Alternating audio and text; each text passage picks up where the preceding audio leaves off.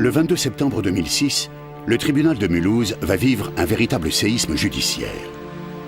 Un Alsacien de 46 ans, Ivan Keller, vient de déposer des aveux terrifiants avant de se suicider dans une cellule du tribunal. L'affaire s'ébruite rapidement.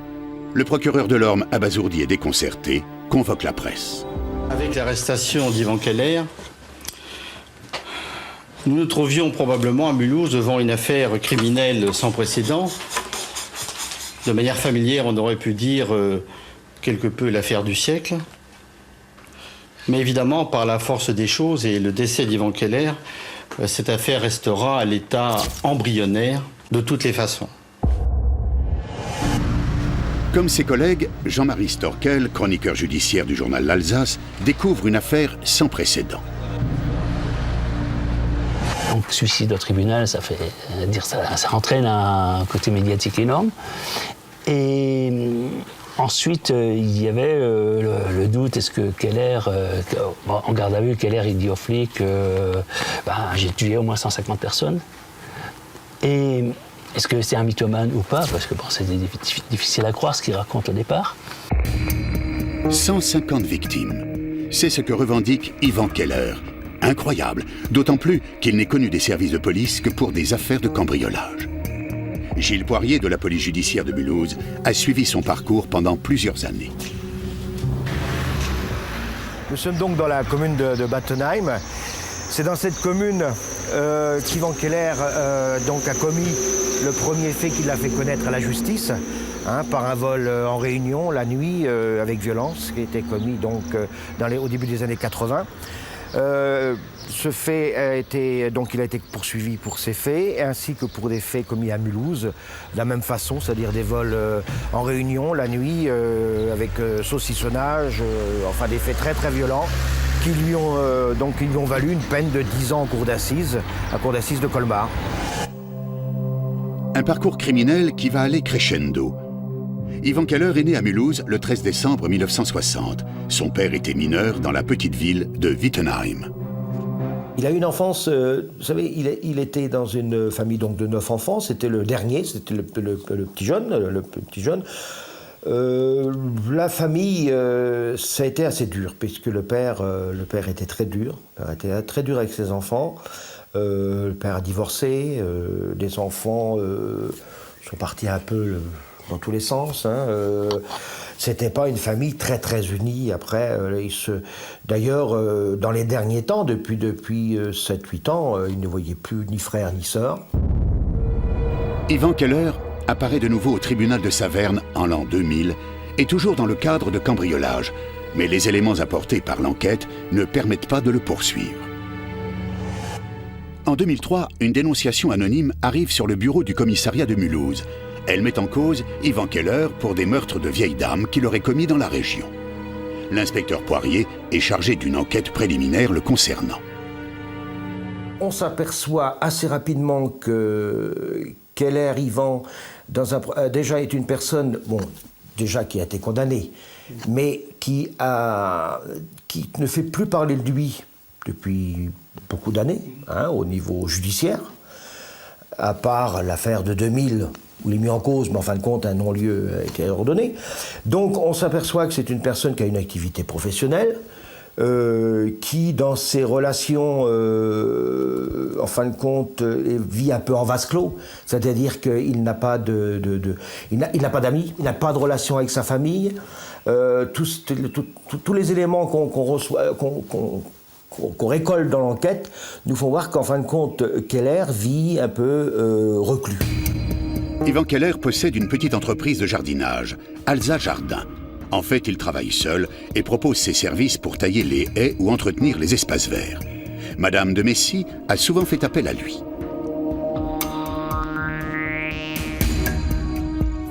Il venait régulièrement dès que j'avais besoin d'un petit travail de jardinage, couper les tuyas. Et il a même fait la terrasse et le petit escalier, puisqu'avant il n'y avait pas d'accès.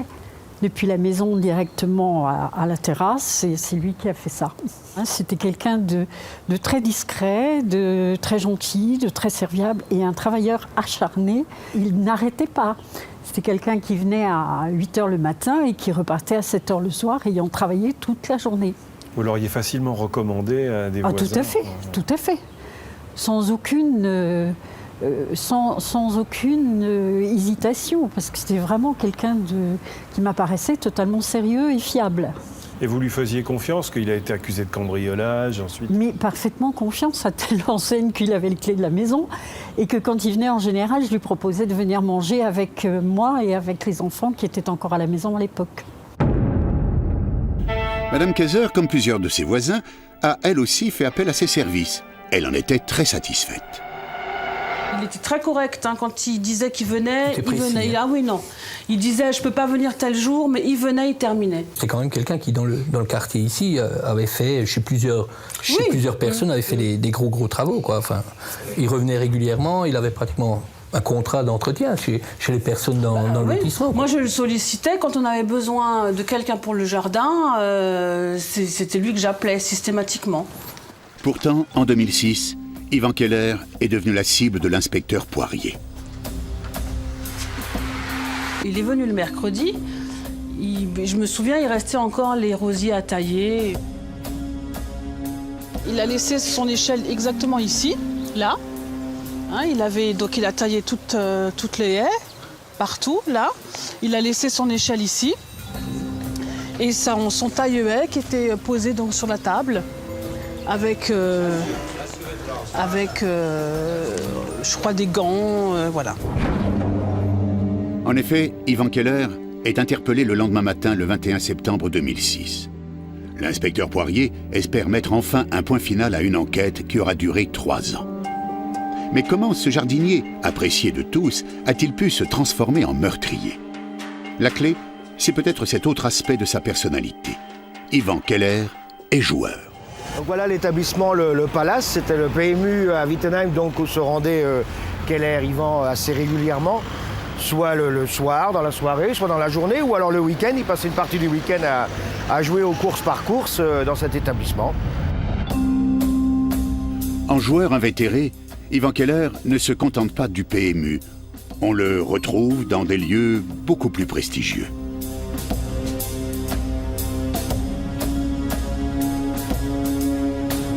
C'était un grand joueur aussi, un grand joueur. Des grands joueurs, on a pu déterminer qu'il avait quand même fréquenté beaucoup les casinos. Baden-Baden en Allemagne, Luxeuil, Gérard Mer, les hippodromes, Chantilly. Il était joueur, donc casino, il pouvait dépenser 20, 30 000, 40, 50 000 francs, 200 000 francs, francs à l'époque, après en euros, mais bon, dans la nuit, au casino. Au cours de l'enquête, les inspecteurs vont de surprise en surprise. Certains week-ends, Yvan Keller menait grand train. Yvan Keller voyage. Il lui arrive de voyager, il lui arrive de passer 2-3 jours dans des week-ends dans des établissements assez fastueux. On retrouve des traces un peu partout, dans des grands hôtels au niveau national. Il commande donc une suite à Paris, dans un grand hôtel parisien. Il commande aussi un repas à la Tour d'Argent à Paris. Donc on se rend sur place et là on retrouve naturellement la trace d'Yvan Keller à plusieurs reprises donc, dans cet établissement. Le week-end, on pouvait arriver à 15 000 ou 20 000 euros le week-end. Partout où passe Yvan Keller et sa compagne, il ne se refuse rien. Il fréquente régulièrement hôtels de luxe et restaurants étoilés. Son emploi de paysagiste lui permet de travailler pendant une partie de l'année seulement. Donc les rentrées d'argent ne sont pas quand même mirifiques. C'est quand même pas, je veux dire, il est seul, donc il n'y a pas trop de rentrées d'argent. Au niveau financier, c'est vrai qu'il y a des incohérences qui apparaissent aussi. Parallèlement, dans la région de Mulhouse, une affaire qui s'est déroulée en 1994 intrigue les inspecteurs. Dans le petit village de Burnhaupt-le-Haut, tranquille en apparence, plusieurs personnes âgées habitant la même rue, la rue Basse, décèdent en peu de temps. comme si une malédiction s'était abattue sur le quartier.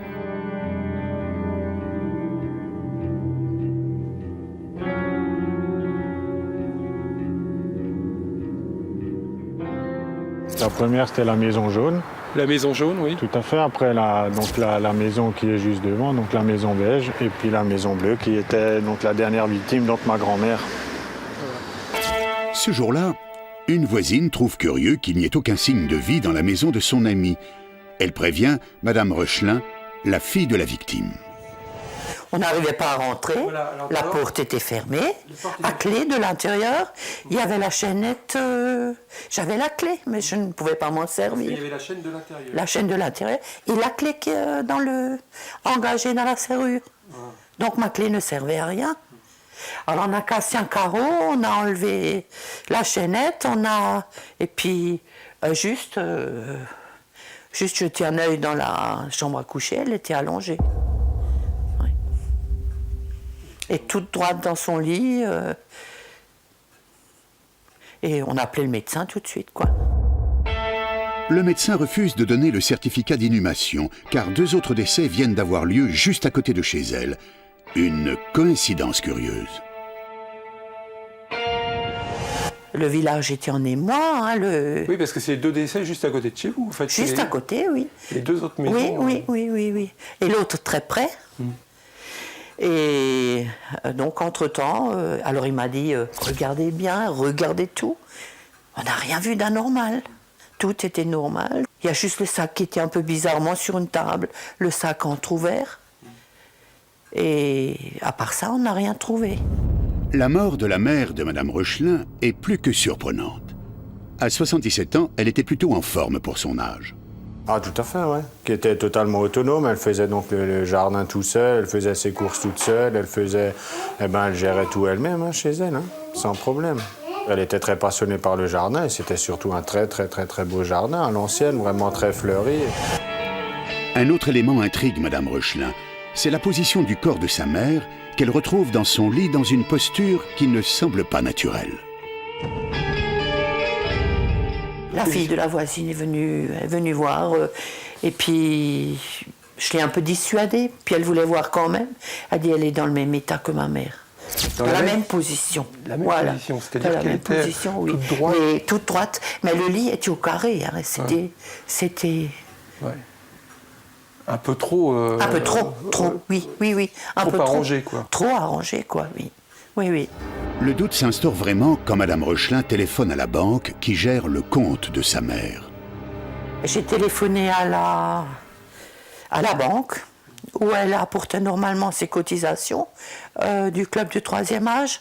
Et là, elle m'a tout de suite dit, il y a quelque chose qui ne colle pas. Il y a de l'argent qui a été défalqué. Il y a eu des retraits. Des retraits anormaux. Puis effectivement, à la banque, ils ont dit, ouais, il y a des retraits qui ont été effectués. Et des sommes qui n'étaient pas, on va dire, normales pour ma grand-mère, quoi. Les courses, c'était peut-être de l'ordre de 300 francs, et là, c'était quand même des retraits de 1000 francs. Donc 2 distributeurs différents, et dans des endroits qui sont quand même, on va dire, aller fréquenter ça au milieu de la nuit pour une grand-mère de 77 ans, c'était pas l'endroit où on va chercher des sous, juste pas en pleine nuit, quoi. Pourtant, l'autopsie pratiquée sur le corps de la mère de Madame Rochelin conclut à une mort naturelle. 15 jours après son décès, l'enquête est abandonnée.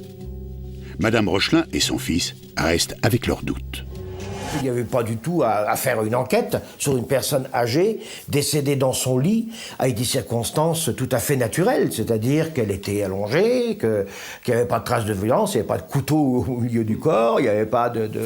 Alors des fois, il y avait des choses qui n'étaient pas très normales, allons dire, entre guillemets, mais la famille, lors de la découverte du décès, ne pensait pas tout de suite à ça. C'est par la suite qu'on s'apercevait que, ah tiens, il y avait de l'argent qui manquait, ou ça, c'était pas à sa place, ou le tiroir, là, comment ça se fait que la clé n'était pas là.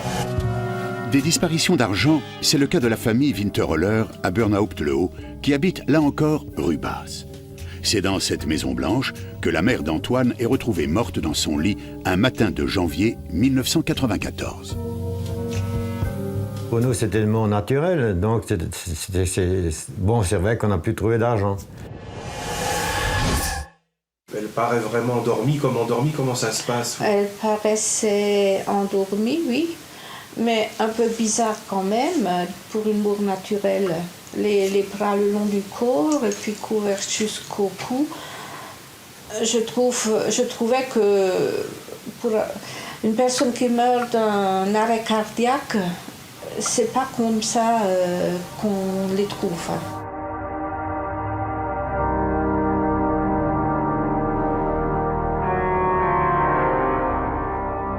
Il manquait des choses, il manquait de l'argent, des bijoux. De l'argent. De l'argent. Ouais. Vous avez commencé à vous poser des questions à quel moment, alors, finalement? Mais tout de suite. Oui, tout de suite, mais c'est surtout après le deuxième décès. Et c'est là qu'on a commencé à avoir des doutes. Parce que là-bas aussi, à deuxième décès, il y a de l'argent, il y a eu effraction. Et c'est là qu'on a commencé à se douter qu'il y avait quelque chose. Et c'est vrai qu'à la troisième personne qui était assassinée, c'était la voisine de ma mère. Donc là, il y avait quelque chose. Là, on était sûr qu'il y avait eu meurtre. Hein. En étudiant de près ces différentes affaires, les inspecteurs de la police judiciaire pensent qu'une ou plusieurs personnes utilisent toujours la même façon de procéder pour dérober des valeurs chez des personnes âgées. Et on a pu répertorier des faits comme ça, qui se ressemblaient par la pénétration dans les lieux. Donc, soit par les caves, par les larmiers des caves, le soupirail, par des portes. En général, il s'agissait de maisons assez anciennes, ou une échelle qui traînait dans le coin, et on pouvait escalader. Et en général, on retrouvait toujours ces mêmes phénomènes. Là, on se dit, ben oui, naturellement, ça peut coller à un individu, au moins un individu, qui a une façon de travailler identique, quoi. Hein. Et justement, Ivan Keller est une personne habile, méticuleuse, dont le profil pourrait correspondre à cette façon d'opérer. Il faut savoir que c'est un escaladeur, puisqu'il grimpe les arbres dans son travail. Ah oui. Il grimpe les arbres, c'est pas un feignant. Les clients nous le décrivent comme un gars qui n'a peur de rien. Il est surnommé l'araignée.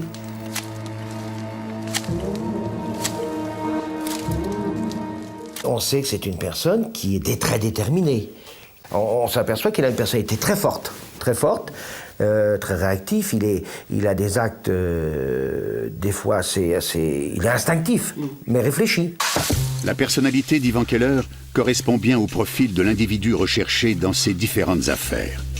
Pour l'inspecteur Poirier, il est temps d'entendre le jardinier. Tous les éléments étaient complets, dans le sens où beaucoup de choses avaient été rassemblées. Donc le juge d'instruction décide de faire les interpellations, de procéder aux interpellations d'Ivan Keller. Nous sommes le 21 septembre 2006. Il est interpellé le matin, ça se passe très très bien. Il ne comprend pas trop pourquoi, mais bon, il ne dit rien de particulier, il participe tout à fait.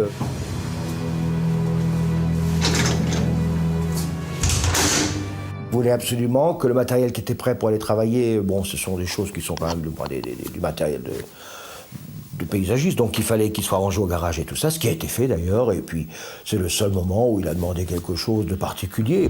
L'inspecteur Poirier va être enfin face à Keller. Il attend ce moment depuis plus de 3 ans. Il va pouvoir confronter les éléments de son enquête au témoignage de celui qu'il pense être à l'origine de tous ces meurtres. Très rapidement, donc il lui est demandé s'il a participé à des délits concomitants à des homicides. Donc naturellement, il nie. Mais les inspecteurs abattent leurs cartes. Ils mettent Ivan Keller face à des évidences et, à la fin de la garde à vue, se sentant acculé, celui-ci décide de parler. Il explique ce qu'il a fait. Bon, naturellement, il ne rentre pas dans tous les détails. Il ne dit pas tout parce que c'était déjà la fin de garde à vue, hein, c'était presque la fin de garde à vue. Personnellement, on voit quand même bien un changement dans son attitude. Hein, on voit qu'il se rend compte que tout ça, ce sont des faits graves, qu'il y a beaucoup de faits, hein, puisque c'est lui-même qui le dit. Donc, il en prend conscience. Pour la police, l'affaire est terminée. Ivan Keller vient d'avouer 5 meurtres identifiés, dont les 3 de Burnhaupt-le-Haut. Il revendique au total près de 150 crimes. Il est temps de le transférer devant le juge d'instruction, Mathieu Bonduel. On lui présente un avocat commis d'office, Maître Peter. Je le retrouve à 9h, ce vendredi matin. C'est quelqu'un de calme. Il me dit, j'ai fait des déclarations, alors il les a fait dans la nuit, j'ai fait des déclarations à la police, j'ai reconnu des meurtres, mais pour lui, c'était pas des meurtres, c'était des cambriolages dans lesquels il a été amené à tuer. C'était présenté comme cela. Et il me dit, et je vais reconnaître beaucoup d'autres choses. Il faudra aussi qu'on ait des cartes, des plans, une voiture pour que je puisse montrer où les choses se sont passées. Donc c'est quelqu'un qui avait envie de parler. Ivan Keller est prêt à tout raconter devant le juge d'instruction, mais une seule chose le préoccupe, l'avenir de sa compagne, Séverine Bauer, et il demande alors, pour elle, une protection. Il faudra faire certaines démarches, il me demande de faire des démarches, il me dit il faudra que vous écriviez au garde des Sceaux, que vous demandiez une protection pour ma compagne. Il faudrait aussi que vous puissiez voir à ce que moi-même je sois protégé, à ce que je bénéficie d'une cellule particulière. Mais je suis prêt à dire beaucoup de choses. Il est 11h47. Mathieu Bonduel, le juge d'instruction, va entendre Ivan Keller accompagné de Maître Peter. Lorsqu'Ivan Keller a été reçu par le magistrat, la première chose qu'il a commencé à dire, c'est « Je veux, avant de vous parler, que des dispositions soient prises pour ma compagne et pour moi, une cellule, etc. » Le juge d'instruction lui a dit « Je m'en occuperai. Mais pas tout de suite, pas à la seconde. On verra ça plus tard. Commencez par faire des déclarations, on va noter tout ça, et ensuite, je m'occuperai à la fois de votre isolement et de Séverine Bauer. » Nous avons reconstitué mot à mot le procès-verbal de première comparution. Ivan Keller, vous êtes accusé d'avoir, à Burnoppt-le-Haut, le 21 janvier 1994, volontairement donné la mort à Marie Brelman, épouse Winterholler. Vous êtes également accusé, dans la nuit du 11 au 12 mars, d'avoir volontairement donné la mort à Madame Fitch, veuve Mang. Vous êtes accusé également à Burnoppt-le-Haut, dans la nuit du 27 au 28 avril 1994, volontairement donné la mort à Madame Augusta Diebold, veuve Wassner.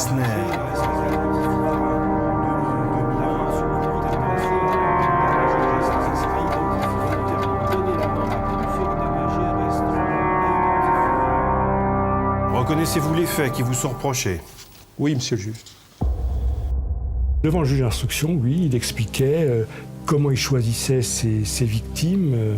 Mais ces victimes, c'était d'abord des maisons, parce que ce qu'il faut bien comprendre chez Ivan Keller, c'est que c'était d'abord un cambrioleur. Comment vous repériez les maisons? J'allais toujours dans des vieilles maisons, et plus elles étaient pourries, plus je trouvais d'argent. Car les gens qui ne dépensent pas beaucoup pour leur maison font des économies, et j'étais sûr de tomber sur de l'argent.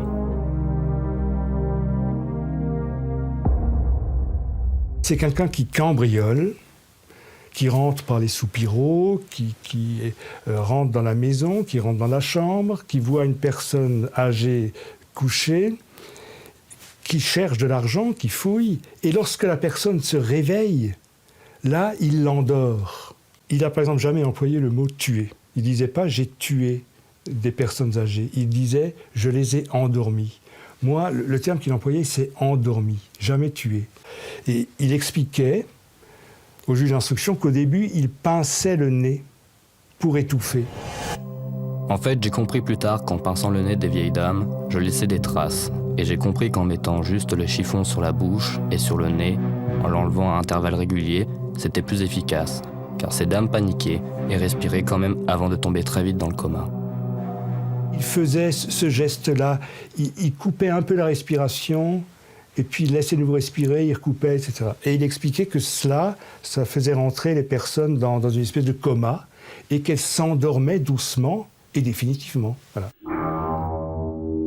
L'interrogatoire se poursuit, mais soudain, Ivan Keller revient sur sa demande. Il exige que sa compagne Séverine Bauer soit protégée. C'était tendu. Il faut bien comprendre que c'était quand même une audience tendue. On était 1 heure dans le bureau du juge d'instruction. Il y a eu un malentendu. Peut-être que le ton a été cassant, peut-être que le juge d'instruction s'y est mal pris, mais il a peut-être été un peu maladroit dans sa façon de dire les choses. Parce qu'à un moment donné, il a dit à Ivan Keller, et puis de toute façon, la vérité ne se négocie pas. À ce moment-là, Ivan Keller se braque. Je me rétracte. C'est allé très vite, oui. Il a dit « je me rétracte, je ne signe pas ». Il s'est levé, on est tous sortis, et tout de suite il est descendu. Non, j'ai plus pu lui parler à ce moment-là. Il est 13h10. Ivan Keller est raccompagné dans une cellule du tribunal de Mulhouse. Donc les bureaux des juges d'instruction sont là.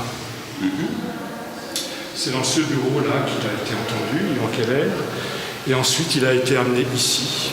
Et là, dans cette porte-là, on descend au sous-sol, on ne les jette plus. On met Ivan Keller dans la cellule complètement au bout du couloir. Ça se passe entre midi. Et à ce moment-là, Keller, il a droit à manger. On lui amène une pizza. Et là aussi, un des policiers, il dit est-ce que je vais me mettre devant la cellule en surveillance constante pour voir Ivan Keller manger sa pizza? On le laisse tranquille, on le laisse manger. Et on profite de ça aussi, pour se suicider. Les cellules sont un peu cachées du couloir, on ne les voyait pas. Pendant 40 minutes, personne n'est allé voir ce qui se passait. Les policiers étaient à côté, ils étaient à 3 mètres, mais ils ne sont pas allés voir ce qui se passait. Ces 40 minutes seront fatales. Ivan Keller va se pendre dans sa cellule avec ses lacets de chaussures. Et là, il y a eu un concours de circonstances invraisemblable. On lui a laissé ses lacets. Ça ne se fait jamais. On ne laisse pas des lacets à quelqu'un. Et ce ne sont pas des petits lacets. Vous savez, il était jardinier, il avait une entreprise de jardinerie, il avait des gros pâtes au gaz avec des lacets très longs. Donc il avait 2 lacets très longs. Ensuite, il y avait dans cette geôle, il y avait un crochet au plafond qu'on avait laissé, enfin un crochet qui servait à tenir une lampe. Donc il avait les lacets, il avait le crochet. La mort d'Ivan Keller va bouleverser le tribunal. La presse s'empare de l'affaire. Jean-Marc Ducos, journaliste au Parisien, prévenu par une dépêche de l'AFP, fonce à Mulhouse. C'est la panique à bord. Un prévenu s'est pendu avec ses lacets de chaussures dans la geôle la souricière du tribunal de Mulhouse. Il venait d'être entendu par le juge d'instruction Mathieu Bonduel. Et effectivement, d'emblée, personne ne comprend pourquoi. Tout le monde s'interroge. Panique à bord chez les magistrats, mais aussi chez les policiers chargés de la surveillance de la geôle. Et les maladresses continuent avec les familles des victimes, qui ne sont même pas prévenues. C'est vrai qu'il y a eu une véritable boulette du parquet de Mulhouse à propos de l'information des familles de victimes. Et à aucun moment, un magistrat, ni le procureur, ni un substitut, ni le juge n'ont pris la peine de prendre leur téléphone et d'alerter les familles ou de les rassembler, de les convoquer au tribunal pour les informer de ce qu'ils venaient de découvrir. Les familles de Burnhaupt apprennent dans le journal que la mort de leurs parents n'était pas naturelle. Et là, c'est un véritable traumatisme. C'est un dimanche matin, là, le journal, ma mère et la voisine dans le journal, sans nous prévenir, quoi que ce soit.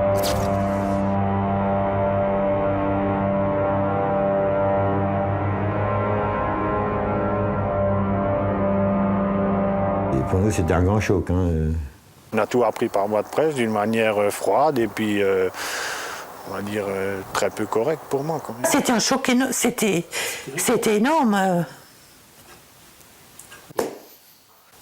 C'est terrible quand vous... Et sans que personne nous prévienne. La justice aurait au moins pu nous prévenir.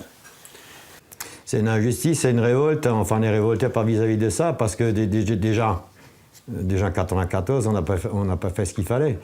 Et maintenant, ça va être difficile, parce que, bon, 15 ans après, ça va être difficile. Il y aura peut-être, on va dire, un jugement, mais une condamnation, c'est moins sûr. Pour rassurer toutes les familles des victimes, le procureur de l'Orme promet de faire toute la lumière sur cette affaire. un travail colossal va être entrepris. Et si, bien évidemment, on ne pourra jamais juger Yvan Keller, nous nous efforcerons de donner aux familles des victimes, en son temps, une information vérifiée dans la mesure de nos possibilités. Et les victimes sont nombreuses. Yvan Keller en a revendiqué près de 150, dont 5 ont été identifiés. L'enquête va être longue. Le juge Bonduel décide de lancer un appel à témoins. S'agit-il du plus grand tueur en série français? C'est en tout cas ce que les enquêteurs tentent de vérifier en lançant un appel à témoins dans l'affaire Keller. Les gendarmes recherchent donc aujourd'hui d'éventuelles familles de victimes pour tenter d'y voir plus clair. Un appel pour éventuellement faire des rapprochements, des recoupements, pour essayer d'élucider les faits dont je suis déjà précisément saisi, disons les faits déjà identifiés, et puis peut-être en identifier d'autres qui correspondraient au mode opératoire, soit de M. Keller, soit de ses potentiels complices et ou comparses. L'appel à témoins du juge Bonduel fait mouche. À Diedenheim, une petite commune proche de Mulhouse, le maire se souvient très bien de ce jardinier qui travaillait chez plusieurs habitants du village. En discutant avec les gendarmes chargés de l'enquête, il s'aperçoit que sa commune a été touchée par le meurtrier. Les gendarmes sont venus me voir et effectivement, on fait un recensement pour voir la période où M. Keller travaillait à Diedenheim, les décès qui ont eu lieu, notamment auprès des personnes âgées, des personnes seules, des femmes ou des hommes qui habitaient seuls dans leur maison. Et dans ce cadre-là, il y a 2 ou 3 personnes qui pourraient être effectivement les victimes de ce personnage. Mais d'autres communes sont touchées. Yvan Keller a rayonné dans toute l'Alsace et les victimes sont vraiment nombreuses. L'inspecteur Poirier le suit à la trace. Pour retrouver les victimes, les enquêteurs vont comparer les scènes de crime avec le mode opératoire d'Yvan Keller. Donc il travaillait surtout dans les habitations un peu anciennes et tout ça, donc en zone plus ou moins rurale. Donc on peut inclure dedans tout ce qui est le sud, le Sungau, ce qu'on appelle le sud de Mulhouse, les vallées vosgiennes, que ce soit celle du Haut-Rhin ou du Bas-Rhin, la région de Strasbourg, mais aussi le long du Rhin, donc puisque là tout ça ce sont des régions rurales. Ou semi-urbaine, donc jusque puisqu'en fin de compte, ses activités professionnelles l'emmenaient aussi dans toutes ces régions. Donc il nous a pas dit qu'il travaillait qu'en ville, donc c'était surtout en zone rurale, ou semi-urbaine, quoi.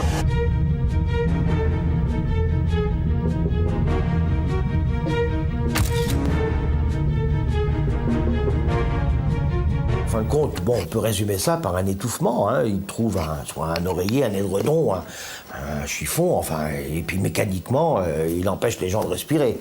Jusqu'au moment où il ne respire plus. Voilà, en fin de compte, sa façon de faire. Sa façon de faire qui lui permet de pouvoir travailler, comme je le disais, tranquillement et ne pas avoir de témoins aussi.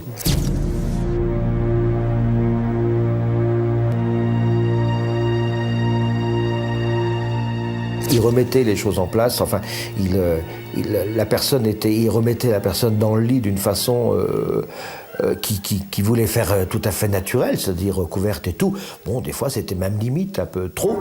Une façon d'opérer qui fascine Jean-Marc Ducot. Yvan Keller est effectivement un mode opératoire quasi identique sur chacun des faits. C'est vraiment un criminel ritualiste. Il repère une maison, de préférence isolée, une vieille dame, lui propose ses services, essaye de voir si elle a quelques biens, quelques beaux objets, et où il subtilise une clé, où il se laisse enfermer dans la maison en revenant le soir. Il s'introduit toujours par un soupirail ou un larmier par la cave. Il attend le soir, il attend que la vieille dame se couche, et lui à ce moment-là passe à l'action. Un rituel qui est la signature d'un vrai tueur en série. Stéphane Bourgoin est le spécialiste français des serial killers. Il range Yvan Keller dans la catégorie des tueurs méthodiques. C'est typiquement un tueur en série organisé, avec un mobile d'ordre crapuleux, mais pour avoir tué un aussi grand nombre de victimes, on peut penser ou on peut supposer qu'il y avait peut-être un mobile d'ordre psychologique qu'on ne connaîtra jamais, peut-être ce désir de toute puissance, de contrôle de la victime. Un tueur en série qui marquera sans doute l'histoire de la criminologie. Au niveau français, on peut penser que déjà avec une trentaine de victimes qu'Ivan Keller aurait avouées, en Alsace, en Suisse, en Allemagne, ça en ferait un des tueurs en série français parmi les plus prolifiques, aux côtés de Thierry Paulin et de tueurs plus anciens comme Gilles de Rais, qui a combattu aux côtés de Jeanne d'Arc et qui aurait tué plus d'une centaine d'enfants.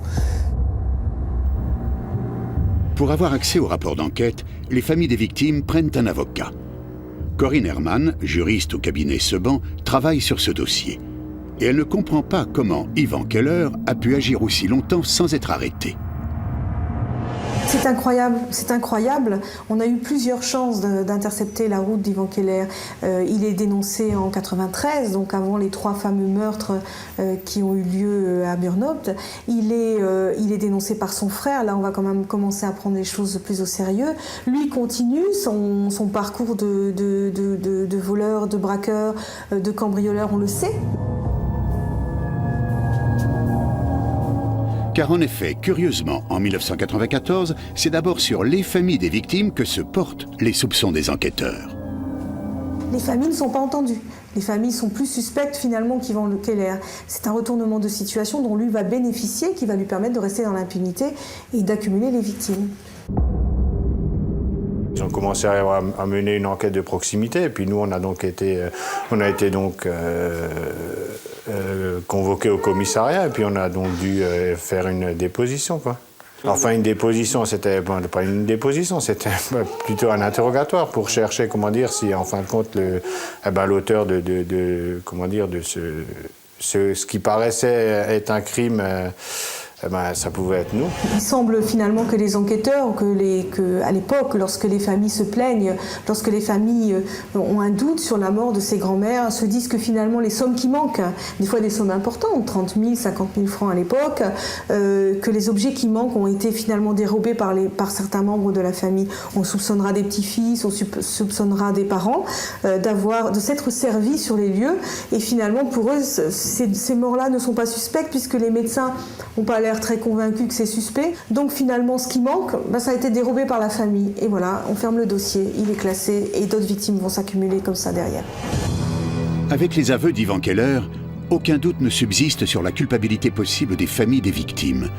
Des familles qui souhaitent être enfin informées sur le déroulement de l'enquête. Maître Seban, leur avocat, s'est penché sur le dossier. L'enquête, évidemment, elle part des aveux d'Ivan Keller, des très brefs aveux qu'il a effectués. Elle recherche les éléments qui ont pu être réunis sur les morts de vieilles dames dans cette période-là. Elle est encore en cours. Je pense qu'elle devrait aboutir à d'autres mises en examen, à d'autres mises en cause. Et ce que souhaitent les familles, c'est qu'on sache véritablement la vérité, qu'on connaisse la vérité sur les faits qui sont reprochés à Ivan Keller et sur les agissements de ses complices, jusqu'où les uns les autres savaient qu'ils tuaient des vieilles dames, jusqu'où ils ont profité de ce système de meurtre, jusqu'où un certain nombre de personnes dans l'entourage d'Ivan Keller non seulement n'a pas arrêté cette série criminelle, mais en plus en a profité financièrement. Est-il possible qu'Ivan Keller ait agi seul? Avait-il des complices? Une piste qui reste à explorer. C'est quand même difficile de faire ces méfaits tout seul. Il a forcément dû avoir des complices. Il le dit lui-même, il a agi avec des complices, différents complices, sur des cambriolages et sur les homicides. Il s'agit aujourd'hui d'identifier ses complices et de connaître leur degré de responsabilité dans ces affaires. Ouais, mais vous avez mis en cause 2 personnes comme complices ou co-auteurs, à savoir François de Nicolo et votre frère, Pierre. Êtes-vous sûr de vos déclarations à leur sujet? Oui, je maintiens ce que j'ai dit. Jean-Marc Ducos a rencontré Monsieur de Nicolo. J'ai effectivement rencontré l'un des complices présumés, François de Nicolo, un solide gaillard, 46 ans, rompu à la prison, à la garde à vue, et qui m'a expliqué qu'effectivement il avait accompagné Ivan Keller au début de sa carrière criminelle sur des cambriolages. De Nicolo aujourd'hui dit qu'il n'était pas au courant des meurtres, si ce n'est que le lendemain ou le surlendemain, on apprenait que telle ou telle vieille dame était décédée. Donc effectivement, on peut aujourd'hui légitimement penser que certains savaient que Ivan Keller ne faisait pas que détrousser les vieilles dames, mais qu'il les tuait aussi. Et effectivement, M. de Nicolo lui-même a dénoncé Ivan Keller à plusieurs reprises, bien avant son arrestation. Il va le dénoncer très tôt et je reste intimement convaincu que François de Nicolo va dénoncer Ivan Keller parce que si dans sa mentalité il est prêt à accepter certaines petites affaires, il n'est certainement pas prêt à accepter des meurtres. Et c'est pour cette raison-là qu'il va dénoncer Ivan Keller. L'instruction sur Ivan Keller continue, puisque en septembre 2008, 2 autres complices présumés ont été mis en examen. Le propre frère d'Ivan Keller, Pierre, et une ex-compagne, qui sont soupçonnés d'avoir participé à ces raids contre des personnes âgées. Dans son interrogatoire de première comparution, Ivan Keller met en cause son propre frère qu'il décrit comme hystérique. Vous avez également mis en cause votre frère, Pierre Keller. A-t-il lui aussi déjà étouffé des personnes? Il savait que je les étouffais, mais il ne les étouffait pas. À quoi servait votre frère lors des cambriolages? Il me donnait des tuyaux et chaque fois, il venait avec moi. Il voulait rentrer dans les maisons, mais chaque fois, je refusais parce qu'il était trop bruyant. Une piste encore bien difficile à suivre. Décidément, le suicide d'Ivan Keller laisse beaucoup de questions sans réponse. Il est certain que si l'enquête, enfin s'il avait pu participer à la suite de l'enquête avec le magistrat instructeur et puis les enquêteurs, bon c'est certain que l'enquête aurait été terminée complètement, quoi, comme on peut dire, parce que c'est vrai qu'il reste beaucoup de flou et puis que des faits non élucidés ne seront jamais élucidés parce que vu la difficulté, avec son apport, ça aurait été beaucoup plus facile de découvrir d'autres cas. Un autre point reste à éclaircir. Pourquoi Ivan Keller se suicide quelques minutes après avoir fait ses aveux?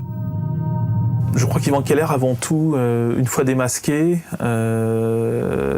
est un lâche. C'est quelqu'un qui ne supporte pas d'être mis face à ses forfaits et il n'a pas d'autre échappatoire que le suicide.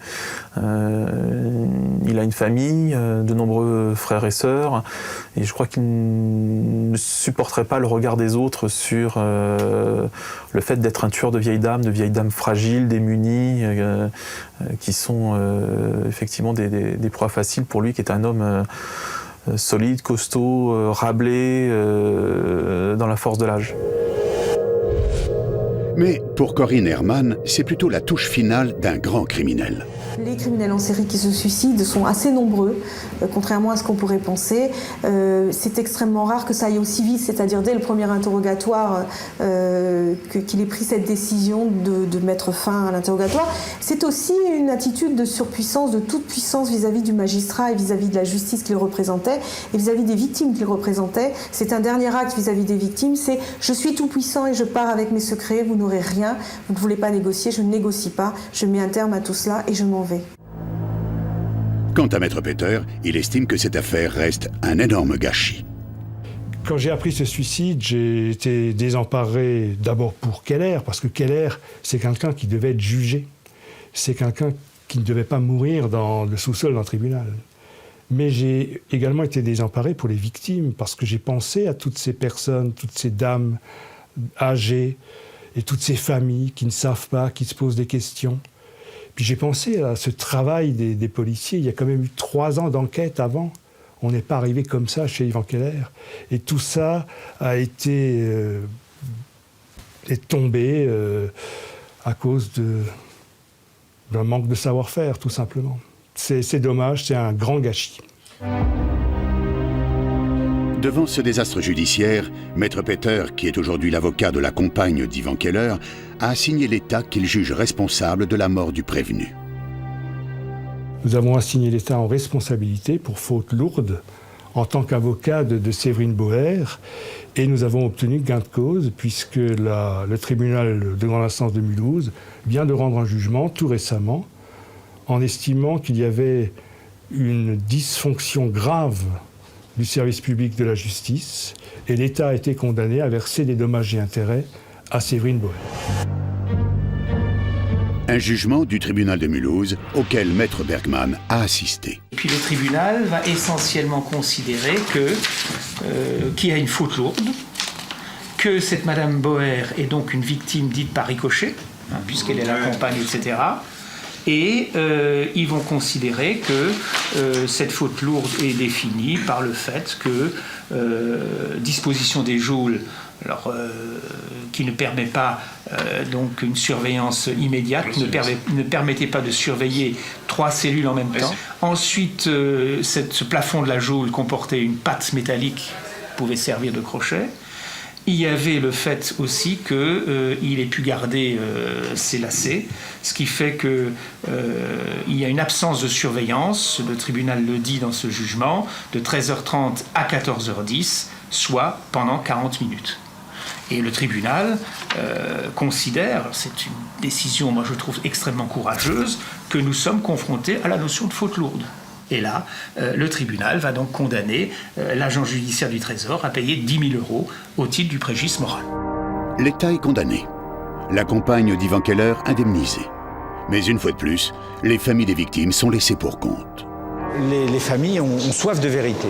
Elles ont le sentiment que la justice ne les entend pas beaucoup, ne les entend même pas du tout. Elle ne les a pas reçus, ils n'ont pas été auditionnés par le juge, on n'a pas fait le point de l'enquête. Quelle n'a pas été leur colère, je dois employer ce terme, en apprenant que la compagne d'Ivan Keller a été indemnisée, elle, pour des fautes qu'aurait commises la justice en laissant celui-ci se suicider, pour un défaut de surveillance, alors même qu'elle était pour le moins au courant, en tout cas, d'un certain nombre de cambriolages qu'avait fait Ivan Keller. Peut-être pas d'effet de meurtre, en tout cas ça ne ressort pas pour le moment du dossier, mais au moins du comportement délinquant de son compagnon, de son mari. 2 poids, 2 mesures, c'est ressenti comme une véritable injustice. Plus surprenant encore, dans cette affaire, Ivan Keller restera à jamais présumé innocent. Il avait finalement avoué 5, et c'était pas des meurtres, 5 endormissements comme il disait. Il s'est rétracté, il n'a pas signé ses aveux. Il ne sera jamais jugé puisqu'il s'est suicidé. Juridiquement, c'est quelqu'un qui restera présumé innocent, il y a quelque chose de bizarre là-dedans. Et en même temps, le procureur dit c'est un criminel. En soi, c'est déjà à ne pas dire, si on respecte les textes. Et le criminel du siècle, en 2006, c'est peut-être un peu avancé. C'est une affaire qui commence à peine. On est très loin de savoir ce qui s'est vraiment passé. Je pense qu'on aura beaucoup de surprises. Je pense qu'il y aura d'autres complices que ceux sur lesquels on travaille aujourd'hui. Je crois que la justice doit chercher, doit fouiller. La mort d'Ivan Keller ne s'oppose pas à ce qu'on continue l'information et qu'on continue à rechercher la vérité dans ces affaires. Elle est due aux familles. Elles ont été maltraitées, elles ont crié dans le vide, elles n'ont pas été entendues. Il est important qu'on leur donne une réponse sur les responsabilités de la justice et ses dysfonctionnements dans cette affaire. Pour le procureur de l'Orme, Keller est le criminel du siècle. Sur les 150 crimes qu'il a revendiqués, 27 lui seraient aujourd'hui attribués par la justice, et ce n'est pas fini. Mais est-il un tueur isolé ou fait-il partie d'un véritable réseau criminel dont on ignore encore le nom de tous les membres et le nombre de leurs crimes? Ce sera à la justice et au juge d'instruction, Madame Regner, de faire toute la lumière sur cette affaire qui n'en est peut-être qu'à ses débuts.